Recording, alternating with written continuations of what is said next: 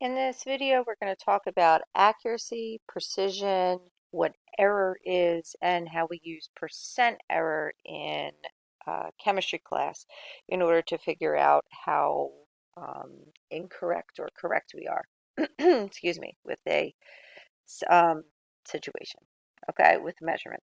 All right, so first we have accuracy and precision, okay? They in our regular English language are going to be synonyms, but guess what? They are not synonymous with one another in chemistry. Accuracy is going to be how close a measurement is to the actual or true value, whereas precision is going to be how close a series of measurements are to one another. So how repeatable they are. All right, so they are not going to be the same thing. An accuracy throw is going to be how close you can get into your target.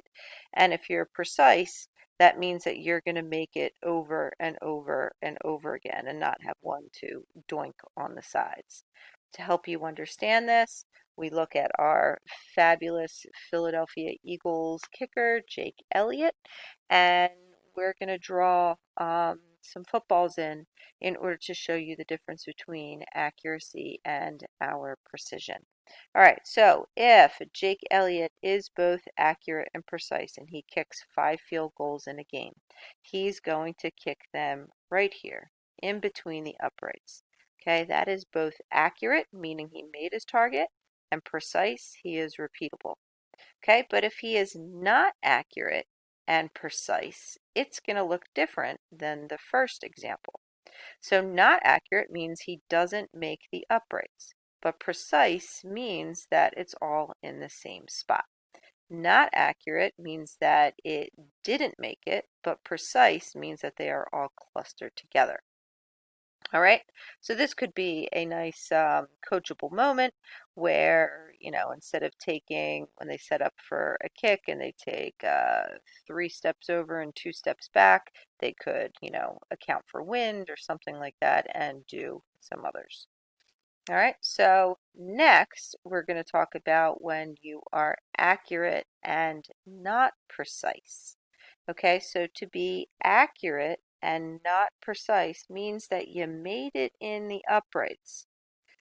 And this leads for some exciting football, but guess what? It's still in, but it's not very reliable. All right, so they made it in, it's accurate, but it's not going to be in the same vicinity. And what we hope that all other kickers are is not accurate and not precise, which means we have here and here and here and maybe a doink and a double doink and maybe something over here, nowhere close and completely um, unreliable and non-successful. All right, so hopefully that helps you a little bit with accuracy and precision. All right, next we have our error.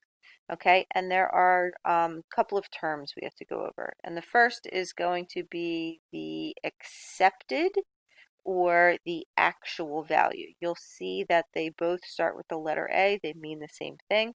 This is the correct value based on reliable references like our best friend periodic tables or scientists that have measured things over and over and over again. And then we have our experimental data, which is what you get in the lab. So error is going to be the difference between those two things. Okay, so how far off are you? But it isn't always going to be relative because we need to change it into a percentage to give it some meaning. Okay, so a percent error is going to be the accepted minus the experimental value. Then you take the absolute value of it, which means the distance away from 0, and then you divide it by the accepted value times 100 to make it into a percent. All right, so if on a um, test or quiz you got 80 out of 100 questions correct, all right, 80 earned 80 points out of 100, your percent error would be 100 minus 80 over 100 times 100, which is 20 over 100 times 100, which turns out to be 0.2 times 100, which is your 20% error. So if you're 80% right, you're 20% wrong. It's like the pessimistic grade of what you have. It's talking about how incorrect you are. All right, say a recipe, then when you're home says you're going to make 3 dozen cookies. You're going to make 36.